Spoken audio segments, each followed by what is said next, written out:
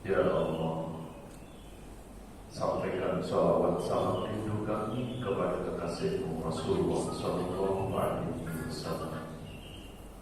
Ya Allah, sandingkan kami, sandingkan seluruh keluarga kami, sandingkan ayah ibu kami, kelak di akhiratmu bisa bersanding dengan Rasulullah di dalam surga, bisa bersanding dengan orang-orang yang kau kasih.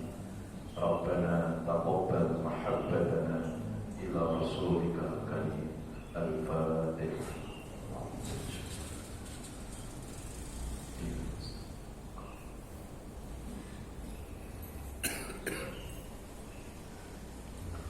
Assalamualaikum warahmatullahi wabarakatuh.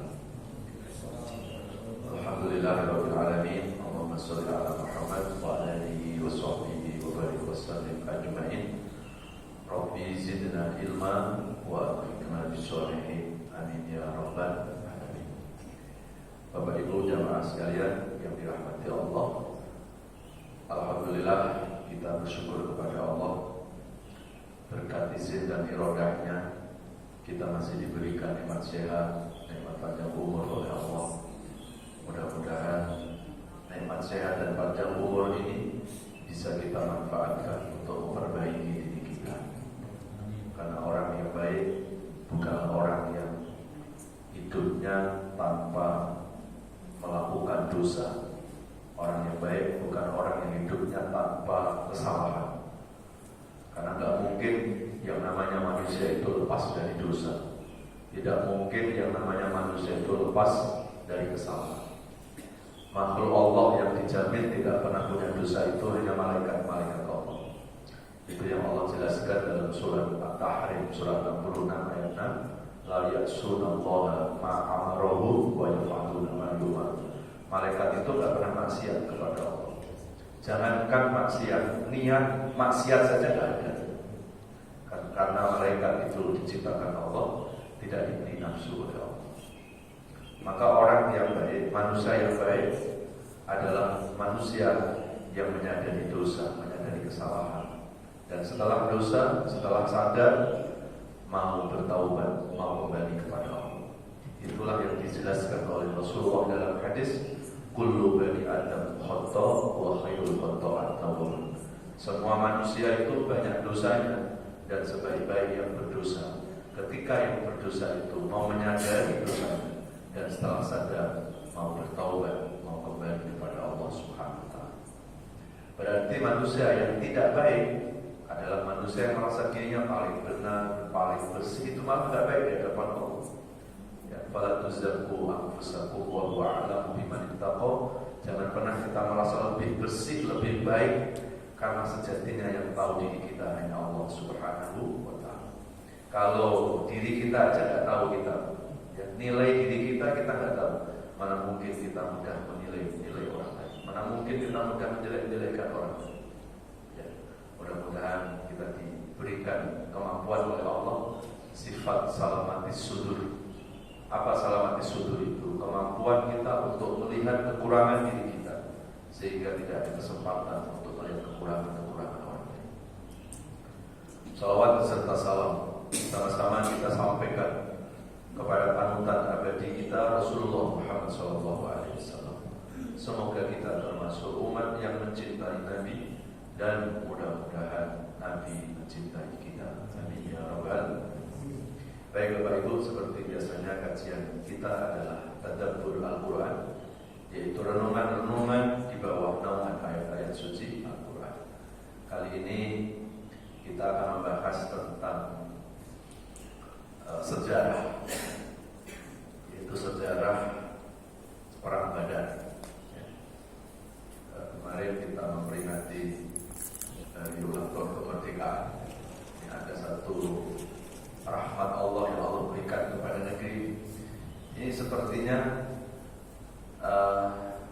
hampir mirip dengan pertolongan Allah yang Allah berikan kepada pasukan Badar.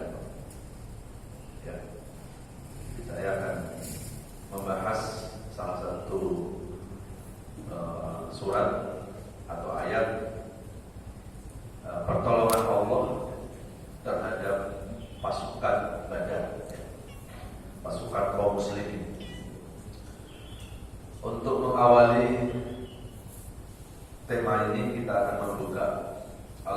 membacakan surat Al-Ahzab, surat 33 ayat 9.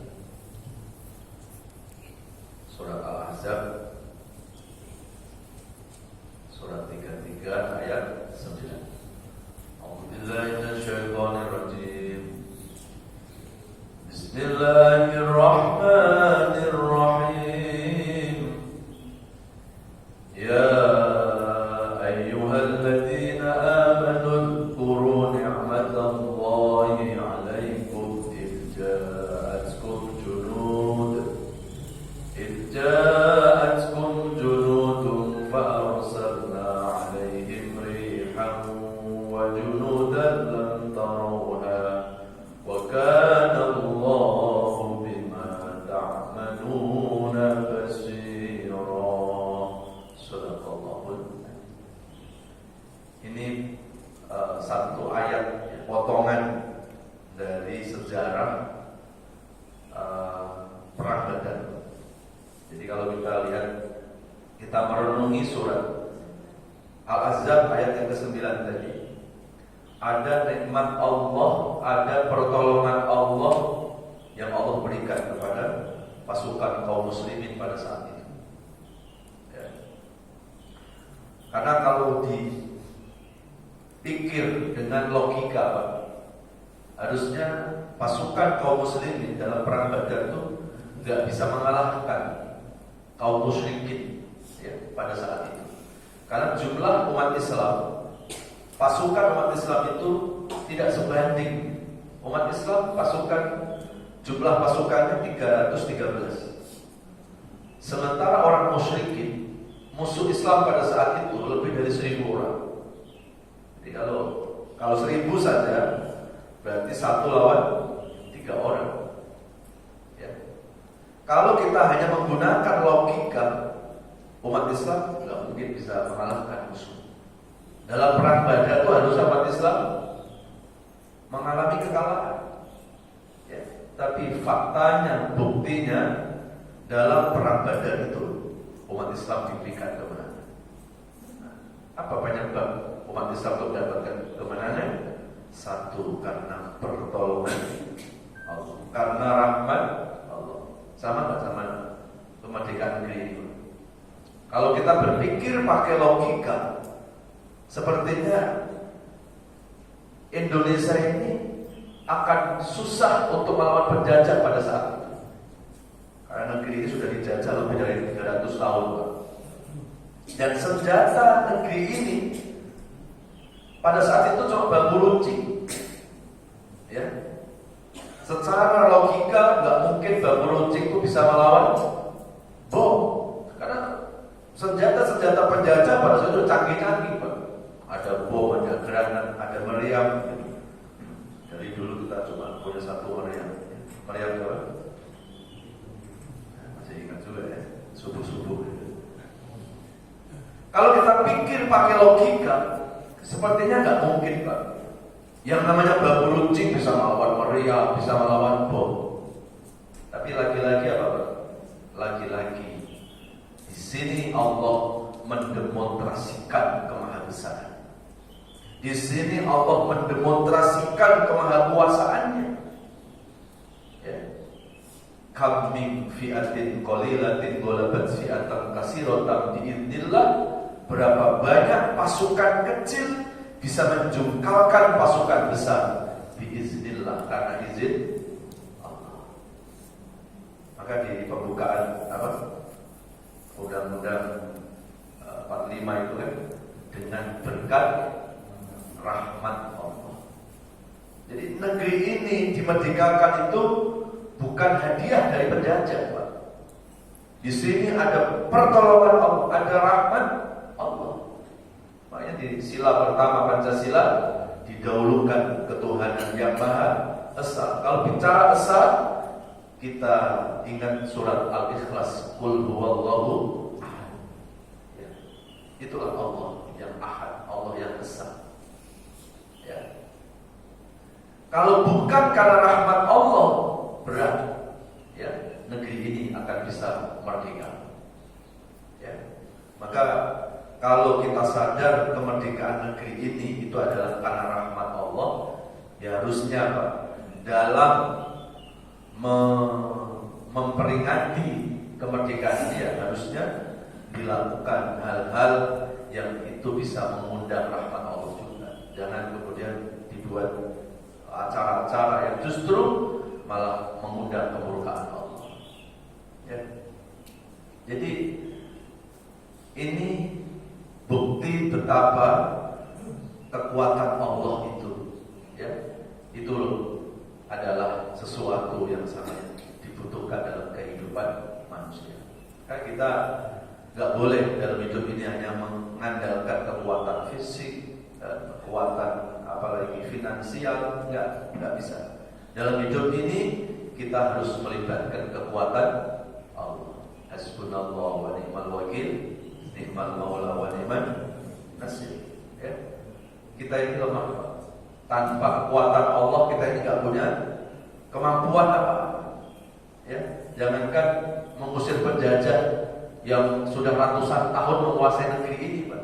Kemarin saja Allah turunkan musuh yang nggak nampak oleh mata. Apa Pak kemarin? COVID. Ya. Itu nggak nampak oleh mata. Ini tentara Allah. Allah turunkan menimpa dunia ini. Akhirnya dunia ini dibuat tidak berdaya. Banyak orang yang mengaku pintar di dunia ini tiba-tiba menjadi bodoh di depan COVID semua. Sampai sekarang sampai bisa menemukan obatnya. Nah ini bukti bahwa manusia itu tidak boleh hanya mengandalkan kekuatan. Ya, kita harus selalu melibatkan kekuatan Allah. Karena kalau kita selalu melibatkan kekuatan Allah, sebesar apapun musuh kita, sebesar apapun persoalan-persoalan hidup kita, pasti akan jadi ringan. Yang berat jadi ringan, yang sulit juga akan jadi mudah. Ya, jamaah sekalian yang dirahmati Allah. Kita lanjut ke surat Al-Ahzab tadi ya. Bagaimana Allah menolong pasukan umat Islam dalam perang Badar itu? Bagaimana caranya? Kalau kita lihat di ayat tadi, wahai orang-orang yang beriman, ya ayyuhalladzina amanu kuru nikmatallahi alaikum. Wahai orang-orang yang beriman, ingatlah nikmat Allah. Idza'akum junud, ketika Allah datangkan kepada kalian tentara-tentara. Tentaranya Allah yang diturunkan pada perang Badar itu apa? Malaikat, Pak. Ya. Dan gak cuma itu, fa'arsalna alaihim rihan, Allah utus angin topan. Dan wajunudan lam tarawha, bala-bala tentara dari malaikat yang musuh-musuh Islam itu gak bisa melihatnya. Jadi umat Islam yang jumlahnya 313 melihat itu tentara-tentara, ada yang mengatakan berpakaian kuning, Pak. Tiba-tiba datang dari langit, itu disaksikan oleh umat Islam. Sehingga pada saat itu umat Islam tidak minder menghadapi musuh. Ya. Tetapi musuh Islam tidak melihat pada tentara itu, tidak melihat malaikat. Tiba-tiba mereka bergelimpangan, tewas meninggal dunia. Ya, lawannya malaikat gimana? Ya. Lam tarawha, yang malaikat itu tidak terlihat oleh mata-mata manusia. Ya. Dan akhirnya Allah berikan kemenangan umat Islam. Nah, negeri kita ini, Pak, dimerdekakan oleh Allah juga pasti karena pertolongan Allah. Yang membuat Jenderal Sudirman itu semangat mengobarkan patriotisme, padahal saat itu kondisi beliau lemah. Ya, fisik beliau lemah, tapi di dalam jiwanya beliau punya kekuatan yang lemah. Cukup dengan pekikan kalimat Allahu Akbar, ya, disitulah pertolongan Allah turunkan. Ya. Maka saya sangat yakin para pahlawan-pahlawan kita, khususnya yang Muslim, Pak, saya yakin sudah membaca ayat ini. Mungkin ini yang membuat kekuatan pada jiwa para pahlawan kita, yang membuat kekuatan di Jenderal Sudirman, di Pangeran Diponegoro, sehingga mereka tidak gentar sekalipun menghadapi musuh-musuh itu. Ya. Apalagi saat itu Kiai Wahab Hasbullah dari NU pun membuat sebuah statement yang luar biasa, hubbul waton minal iman. Itu bukan hadis, Pak. Cinta tanah air adalah bagian dari keimanan. Walaupun kalimatnya ini bukan hadis, tapi ini enggak bertentangan ya dengan ajaran Islam. Karena dalam Islam ini kita tidak hanya memikirkan diri sendiri, tapi kita juga dianjurkan untuk memikirkan orang lain. Ya. Jadi kata Rasulullah, tidak termasuk umatku kalau dia kenyang perutnya saudaranya kelaparan. Ya. Jadi para pahlawan pada saat itu betul-betul semangatnya sangat kuat sekali. Ya. Kemudian kita bisa buka lagi di surat Al-Anfal, surat ke-8 ayat 45 sampai 46. A'udzubillahi minasyaitonir rajim. Bismillahirrahmanirrahim. Ya ayyuhalladzina amanu idza laqitum fi'atan fasbutu wadhkurullaha katsiran la'allakum tuflihun wa atiullaha wa rasulahu wa la tanaza'u fatafshalu wa tadhhaba rihukum wasbiru innallaha ma'as sabirin. Shadaqallahu. Kita renungi surah Al-Anfal ayat 45 sampai 46. Ya ayyuhalladzina amanu, wahai orang-orang yang beriman, idza laqitum fi'atan fasbutu. Kalau kalian berhadapan dengan musuh, fasbutu, maka kita harus punya keteguhan. Enggak boleh apa? Minder, enggak boleh jadi pengecut. Ketika menghadapi musuh, fasbutu, harus teguh pendirian. Lalu ayat lanjutannya apa, Pak? Wadhkurullah, sebutlah nama Allah. Ini yang dilakukan oleh Pangeran Diponegoro. Ini yang dilakukan oleh Jenderal Sudirman. Dalam fisiknya yang lemah, beliau selalu menyebut nama Allah. Dengan pekikan ucapan takbir itu, akhirnya Allah memberikan kekuatan. Wadhkurullaha katsiran la'allakum tuflihun. Kalau kita melibatkan Allah, menyebut nama Allah, la'allakum tuflihun, pasti akan mendapatkan kemenangan. Ya. Jadi senjatanya para pahlawan kita ayat ini. Satu, surat Al-Ahzab tadi, ya, semangat perang Badar itu pasti itu masuk dalam jiwa para pahlawan kita. Dan yang kedua, para pahlawan kita mengamalkan surat Al-Anfal. Ya. Beliau yakin kekuatan Allah lah bisa mengalahkan musuh-musuh pada saat itu. Ya. Tapi di ayat di bawahnya 46 apa? Wa atiullaha wa rasulahu, taati Allah dan Rasulnya. Wala tanaza'u. Senjata yang berikutnya adalah kalau mau mendapatkan pertolongan Allah, mendapatkan kemenangan, adalah wala tanaza'u, jangan berpecah belah. Ya.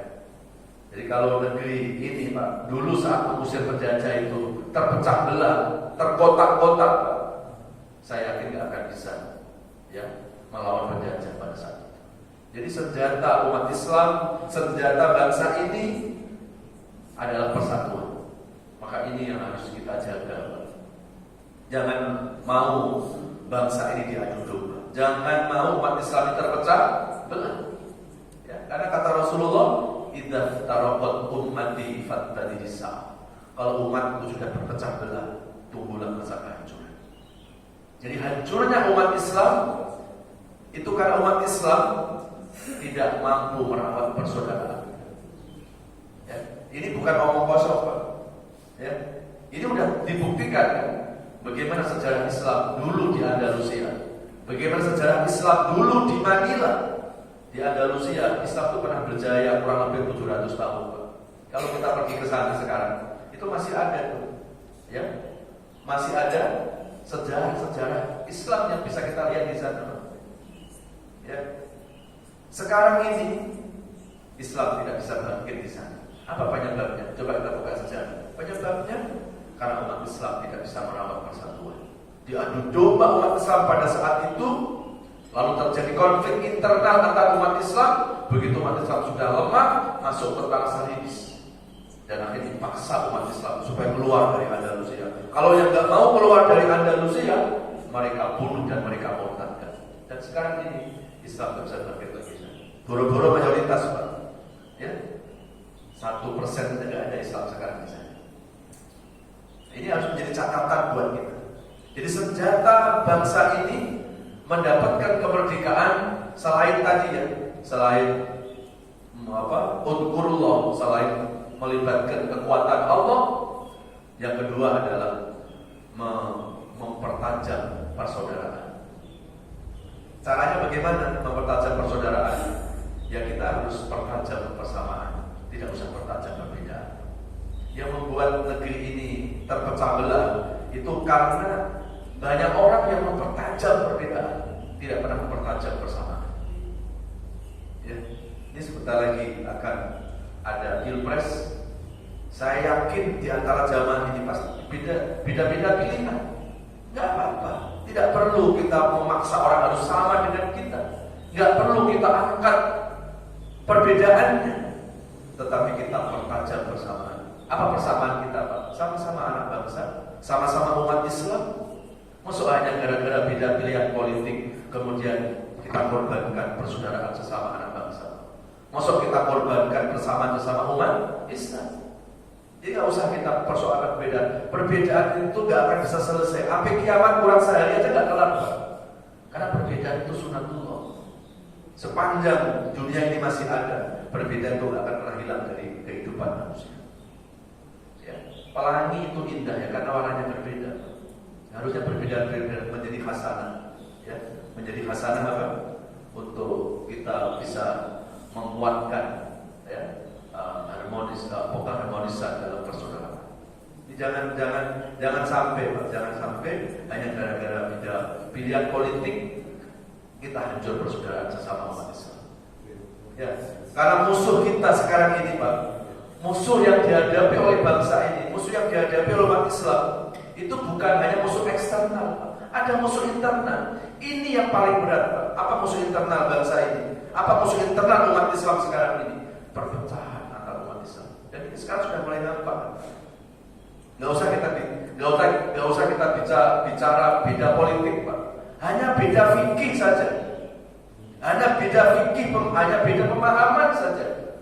Sekarang ini sama Muslim, Pak, sudah saling menyalahkan, saling membid'ahkan, saling menyesatkan. Padahal disesatkan saudara Muslimnya sendiri. Ya, yang lebih sedih lagi sama Muslim hanya cuma gara-gara beda fikih saling mengkafirkan. Padahal dulu Rasulullah di Mekah mengislamkan yang kafir. Lalu hari ini yang sudah mengaku Islam malah mengkafirkan yang sudah Islam. Hanya cuma gara-gara beda fikih, Pak. Dan sekarang sudah mulai kan, Pak, ada klaim bahwa pengajianku yang sunnah, pengajian sono enggak sunnah. Sudah mulai muncul loh, Pak, ini, Pak. Ustadzku yang paling sunnah, ustadz sebelah sana enggak sunnah. Sudah mulai itu, Pak. Ini ditiupkan di internal umat Islam. Dan satu masjid saja kayak nggak kenal, hanya cuma gara-gara beda fikih. Ya, gitu. Yang lebih sedih lagi, kalau hanya berbeda fikih sih nggak masalah. Tapi itu sudah menyalahkan, inilah awal perpecahan. Karena tabiat manusia nggak mungkin mau disalahkan.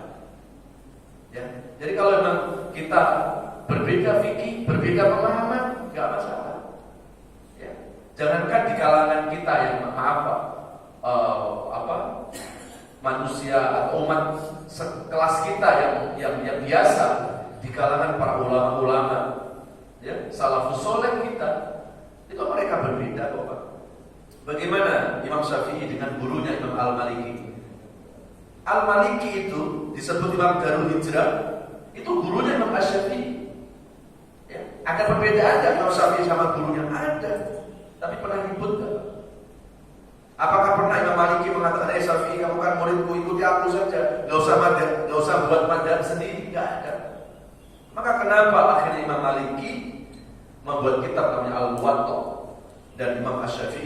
kitab namanya Al-Um. Jadi ketika ulama-ulama hebat ini ada perbedaan, Pak, nggak langsung disampaikan kepada umat. Umatnya bingung, Pak.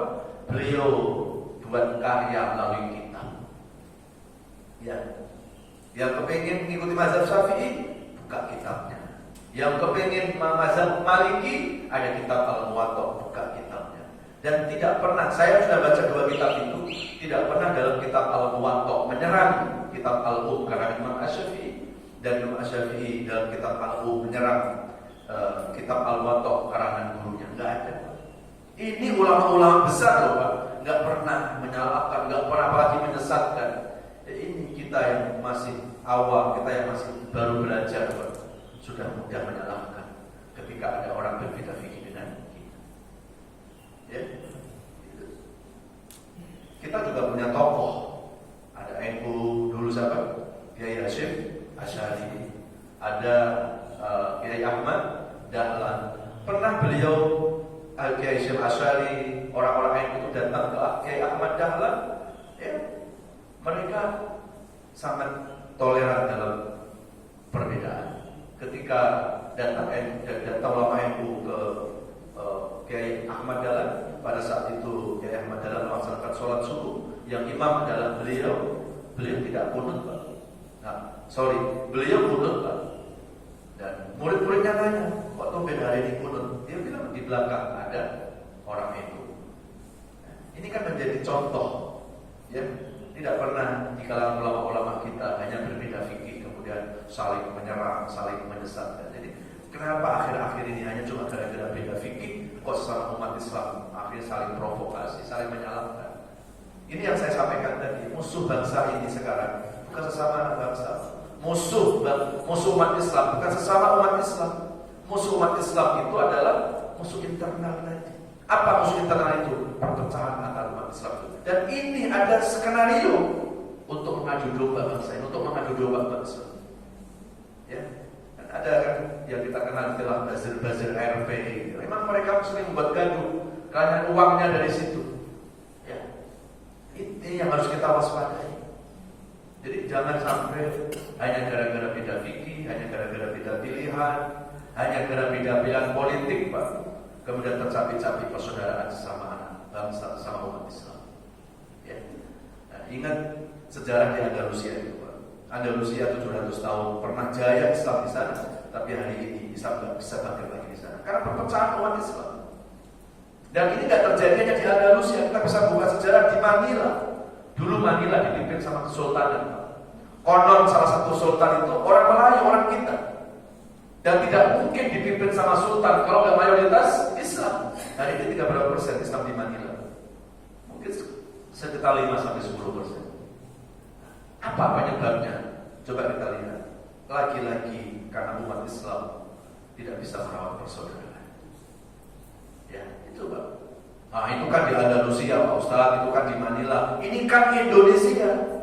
Indonesia kan mayoritas, dan dulu sama Andalusia juga mayoritas Islam, Pak. Ya, Manila juga mayoritas Islam. Islam tidak mungkin hilang dari dunia. Iya, Islam tidak bakal hilang dari dunia. Itu janji Allah, Pak. Al-Islamu ya'lu wa la yu'la alaih. Islam itu agama tinggi dan tidak akan ada yang bisa menghancurkan karena dijaga oleh Allah. Islam tidak mungkin hilang dari dunia, yes. Tapi apakah ada jaminan bahwa Islam hilang dari Indonesia? Tidak ada jaminan. Ya, ini yang harus menjadi PR kita. Ya, maka kuncinya apa? Pertajam persamaan, jangan pertajam perbedaan. Ya, kalau kepada orang yang berbeda Tuhan saja turun ayat lakum dinukum, artinya kita suruh menghargai perbedaan, padahal beda Tuhan loh, Pak. Lah ini sama-sama agamanya, Tuhannya sama, nabinya sama, Qurannya sama, kiblatnya sama, pergi hajinya masih ke Mekah sama, belum ke Azaitun kemarin. Nah ini cuma hanya gara-gara beda fikih, beda pemahaman, beda pilihan politik. Pantas gak, Pak, sama umat Islam saling provokasi, sama umat Islam saling berpecah belah? Jangan, Pak. Terlalu murah harga Islam kalau itu dikorbankan hanya urusan-urusan berbeda. Kalau bicara perbedaan politik, setiap 5 tahun kita beda, Pak. Terus mau sampai kapan gitu? Negeri ini ya, bisa menguatkan persaudaraan. Kalau gara-gara perbedaan kemudian hancur, ya, ukhuwah persaudaraan kita. Makanya 15 abad yang lalu Al-Quran itu Pak mewanti-wanti kepada kita supaya umat Islam ini selalu berpegang teguh dengan agama Allah dan dengan persaudaraan. Wa'tasimu bihablillahi jami'an wa la tafarraqu. Itu di surat Al-Imran surat 3 ayat 103. Berpegang teguh dengan agama Allah dan jangan berpecah belah. Ya, terus dikuatkan lagi di bawahnya lagi Pak. Kalau tadi Al-Imran 103, kita turun ke bawah Al-Imran 105. Wala takunu kalladzina tafarraqu wa ikhtalafu min ba'di ma ja'ahumul bayyinat ulaika lahum 'adzabun alim. Jangan pernah kita bermusuh-musuhan, berpecah belah, karena orang yang bermusuh-musuhan ulaika lahum 'adzabun alim. Kelak di akhirat akan mendapat azab Allah. Nah, hari ini Pak, hari ini banyak orang takut disiksa ninggalin sholat, tapi nggak takut disiksa loh musuh-musuhan sama saudara. Ya, jadi kalau ada orang ditanya, Pak, berani nggak Pak ninggalin sholat subuh sekali aja Pak? Oh nggak berani Pak Ustaz. Loh, kenapa nggak berani? Saya takut disiksa kalau ninggalin sholat. Oh takut disiksa ninggalin sholat, iya. Tapi bermusuh-musuhan sama saudara itu gimana? Itu sih biasa. Padahal ayatnya jelas. Yang mendatangkan azab Allah gak cuma ninggalin sholat Pak. Ketika kita hidup tidak akur, ketika kita hidup saling konflik, ketika kita hidup saling bermusuh-musuhan, menurut Al-Quran Al-Imran 105, itu pun mendatangkan azab Allah. Mendatangkan apa? Azab Allah. Bahkan kalau kita buka di hadis, lebih kuat lagi nih Pak, lebih ngeri lagi. La tajidu raihal jannah, gak bakal mencium bau harumnya surga. Qatilur rahim, yang memutuskan persaudaraan. Ya, hari ini kan orang merasa sudah pantas masuk surga, yang penting sudah sholat, yang penting sudah puasa itu ya. Padahal kalau kita sudah puasa, sudah sholat, tapi ternyata kita nggak baik hubungan persaudaraan kita nggak baik silaturahim kita, Pak. Boro-boro masuk surga katanya. Mencium bau harumnya surga saja enggak. Padahal kata Rasulullah, tajidu raihal jannah bisa berarti ala fisan. Harumnya surga, saking wanginya itu bisa dicium dari jarak 7.000 tahun. Ini ada orang sudah dekat sama surga, nggak bisa cium dari bau harumnya surga, apalagi masuk surga. Siapa itu? Yang senang berkonflik, yang senang bermusuh. Ya. Wa'tasimu bihablillahi jami'an wa la tafarraqu. Saya jadi ingat ada satu kitab Pak yang dikarang oleh seorang ulama besar dari Mesir yang namanya Syekh Muhammad Sayyid Abduh. Ya, beliau ini ulama pergerakan pada saat itu. Beliau banyak melahirkan murid-murid yang top. Salah satu murid dari Syekh Muhammad Sayyid Abduh adalah Muhammad Rashid Ridho, tokoh tafsir dunia. Ya, Hasan Al-Banna itu juga termasuk murid dari Muhammad Sayyid Abduh. Ada satu kitab yang dikarang oleh beliau, sepertinya ini sangat relevan dengan kondisi Indonesia kekinian. Ya, apa judul bukunya? Apa beliau? Ya, Limada ta'akhkharul muslimun, wa limada ta'akhkharul muslimun, wa limada taqaddama ghairuhum. Ya, judulnya bahasa Arab. Kenapa umat Islam mundur? Kenapa non-muslim berkembang? Ini dibuat beliau wafat 1908 Masehi, sudah ratusan tahun. Tapi buku yang dikarang oleh beliau sepertinya relevan dengan kondisi umat Islam kekinian. Kenapa umat Islam mundur dan kenapa non-muslim berkembang? Dari sisi ekonomi, dari sisi pendidikan, bahkan persatuan kita beberapa banyak di negara Islam yang sekarang masih perang. Kenapa bisa begitu umat Islam? Maka analisa ulama ini ada 3 penyebabnya. Ya. Yang pertama apa? Al-jahlu, faktor kebodohan.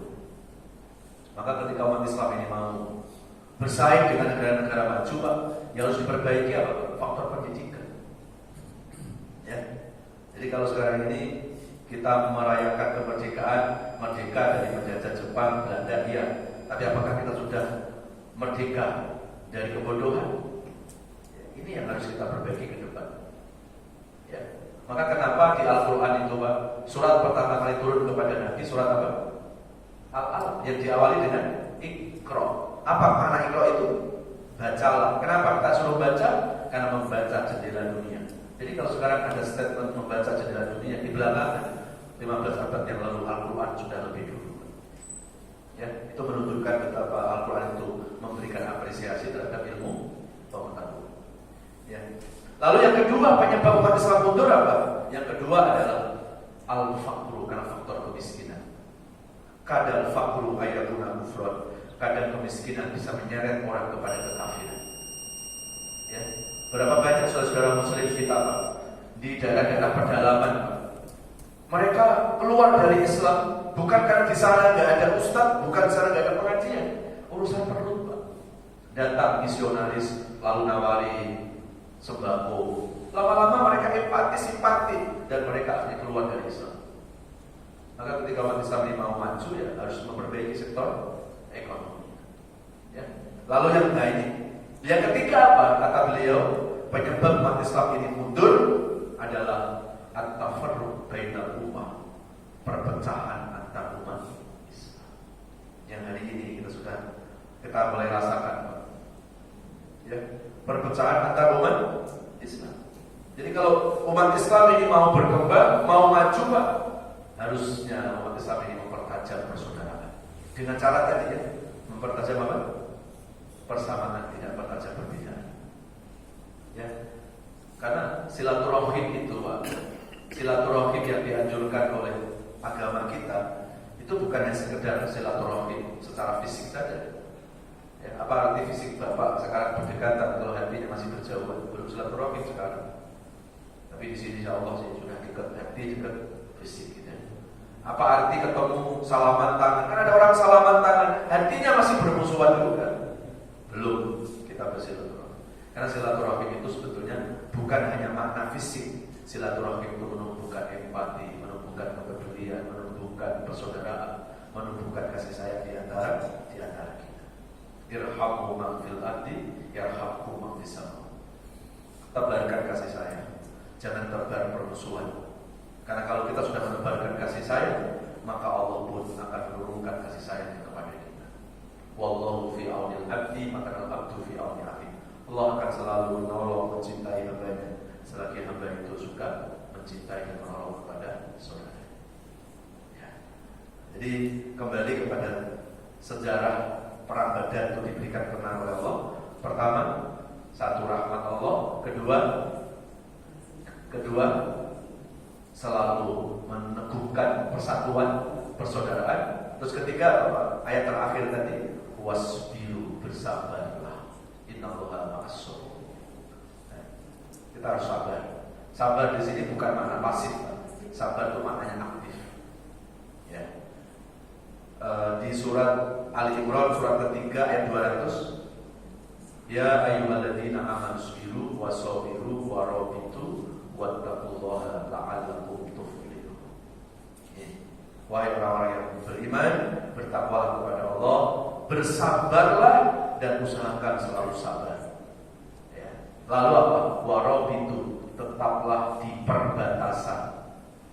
Ya. Ini ayat diturunkan oleh Allah kepada Nabi saat Nabi itu terintimidasi di Mekah. Kan Nabi di Mekah berdakwah berapa lama? 13 tahun.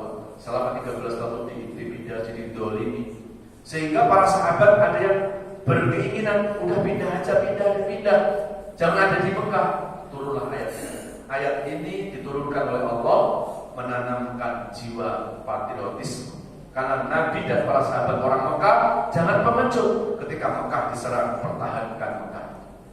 Maka setelah Nabi itu bertahan 13 tahun, akhirnya Allah memberikan kemenangan. Ya. Jadi disinilah pentingnya kita membela apa tadi? Membela tanah. Jadi jangan sampai negeri diserang, kitanya kabur, itu pengecut. Ya. Jadi ternyata Al-Quran sudah memberikan semangat itu. Dan saya yakin pahlawan-pahlawan kita, nggak mungkin nggak baca ayat ini. Ya, senjata pahlawan kita khususnya Islam, saya yakin bersumbernya senjata mereka pasti dari kekuatan Allah. Ya, mudah-mudahan negeri yang kita cintai ini, ya, yang sudah berapa usianya? 78 tahun. Ini bukan usia muda lagi ya. Semoga kemerdekaan ini bisa membawa kemerdekaan yang hakiki gitu. Ya. Kenapa saya katakan kemerdekaan hakiki? Kalau hakiki sepertinya belum ada. Karena kita masih banyak musuh-musuh ya di negeri ini. Ada korupsi, ada narkoba. Bahkan narkoba itu Pak, ya. Narkoba itu dalam satu hari menurut BNN Pak, itu korbannya 40 sampai 50 anak bangsa.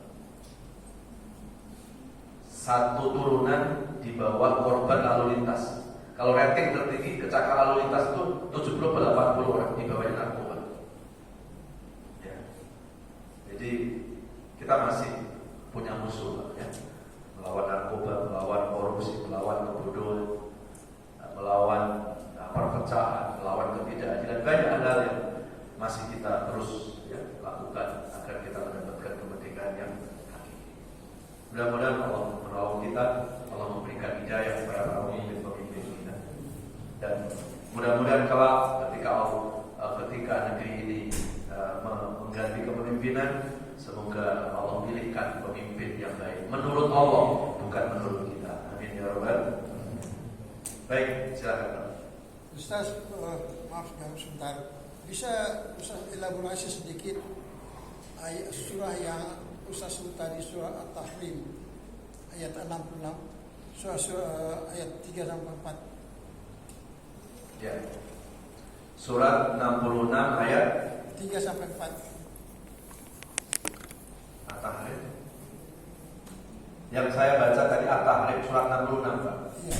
Ya ayyuhalladzina amanu qu anfusakum wa ahlikum nar wa quduha an-nas wal hijarah 'alaiha malaikatun ghilazun shidadun la ya'sunallaha ma amarahum wa yaf'aluna ma yu'marun. Ini saya tadi buka di awal-awal berkaitan dengan makhluk yang tidak pernah punya dosa. Yaitu siapa? Malaikat-malaikat Allah. Kan wahai orang beriman, jagalah dirimu dan keluargamu dari siksa api neraka yang bahan bakunya adalah manusia dan batu, penjaganya adalah malaikat-malaikat. Yang malaikat-malaikat itu la ya'sunallaha ma amaruhum, tidak pernah maksiat kepada Allah.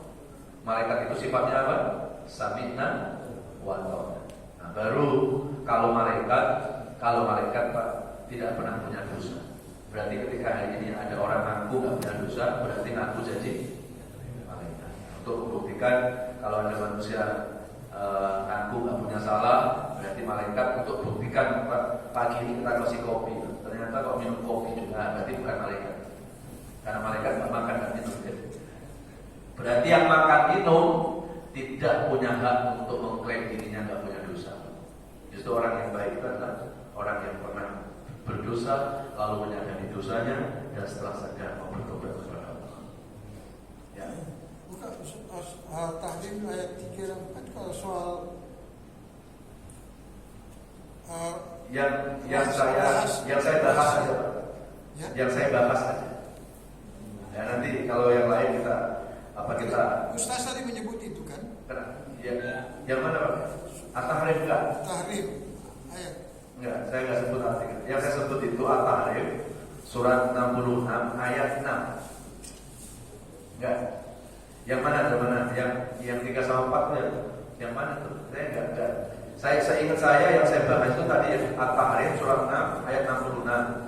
Terus Al-Anfal surat ke-8 ayat 45-46. Terus Al-Ahzab surat ke-33 ayat 9. Ya, kalau nggak salah dengar saya tadi Ustaz mengatakan surat At-Tahrim ayat 3 dan 4 itu bicara mengenai rahasia Nabi yang bicara kepada peristiwa kepada salah satu istrinya Hafsah. Enggak. Mimpi. Nah, nanti kalau saya bahas itu berbeda tema, ya. Bukan saya yang jelas seingat saya itu saya nggak membahas At-Tahrim 3 dan 4 ya. At-Tahrim surat 66 ayat 6, terus Al-Anfal surat ke-8 45 46, lalu Al-Ahzab surat ke-33 ayat 9, terus satu lagi tuh yang kami fiatin qalilah itu Al-Baqarah 249, yang berapa banyak golongan kecil menjungkalkan golongan besar karena izin Allah, ya itu Pak. Ya, nanti insya Allah kita lain waktu ya kita akan bahas ayat-ayat itu. Saya kira cukup ya kajian kita pada subuh ini. Semoga apa yang saya sampaikan ada manfaatnya. Amin ya rabbal. Mari kita berdoa kepada Allah. A'udzubillahi minasyaitonir rajim. Bismillahirrahmanirrahim. Alhamdulillahirabbil alamin. Allahumma shalli ala Muhammad wa ala alihi wa sahbihi wa barik wa sallim ajmain. Ya Allah, ajarkan kepada kami makna bersyukur ya Allah, agar kami mampu mensyukuri semua kenikmatan-kenikmatan yang Kau berikan kepada kami. Jangan Kau silaukan kami karena kenikmatan-kenikmatan dunia ini ya Allah. Jangan Kau perdayakan kami terlalu cinta kepada dunia ini ya Allah, karena kami sadar semua ini titipan ya Allah, dan semua ini pasti akan kembali lagi kepada-Mu ya Allah. Ya Allah, ajarkan kepada kami makna sabar ya Allah, agar kami mampu mensikapi semua cobaan hidup ini dengan penuh keikhlasan, dengan penuh ketabahan. Karena kami yakin ya Allah, apapun yang menimpa kami, apapun yang terjadi dalam hidup ini, semua ini adalah rencana-Mu, semua ini adalah takdir-Mu ya Allah. Kami tidak mungkin mampu melawan rencana-Mu ya Allah. Ya Allah, berikan kekuatan kepada kami agar kami mampu ikhlas, tabah, sabar menghadapi ujian-ujian-Mu ya Allah. Ya Allah, ajarkan kepada kami makna tawakal ya Allah, agar kami mampu berserah diri hanya kepada-Mu ya Allah. Karena sehat, sakit, hidup, mati, semuanya sudah ada dalam genggaman-Mu ya Allah. Ya Allah, dari mulai hari ini sampai Engkau mencabut nyawa kami, tetapkan iman dan Islam kami ya Allah, sehingga hanya nama-Mu yang kami sebut ketika kami menghembuskan nafas terakhir kami ya Allah. Ya Allah, sebelum ajal menjemput kami, izinkan kepada kami untuk bertaubat kepada-Mu ya Allah. Ajarkan kepada kami makna taubat ya Allah, agar kami mampu menyadari dosa-dosa kami selama ini. Kami bukan orang yang suci dari dosa ya Allah, kami bukan orang yang suci dari kesalahan ya Allah. Kami menyadari banyak dosa-dosa dari masa lalu hingga saat ini ya Allah. Ampuni dosa-dosa kami. Jangan Kau balas dosa-dosa kami dengan kemurkaan-Mu ya Allah. Jangan Kau balas dosa-dosa kami dengan musibah-musibah yang selalu menghampiri hidup kami ya Allah. Wassallallahu ala nabiyyina Muhammadin wa ala alihi wa sahbihi wasallam. Walhamdulillahi rabbil alamin. Demikianlah yang bisa disampaikan. Mohon maaf lahir batin. Kita tutup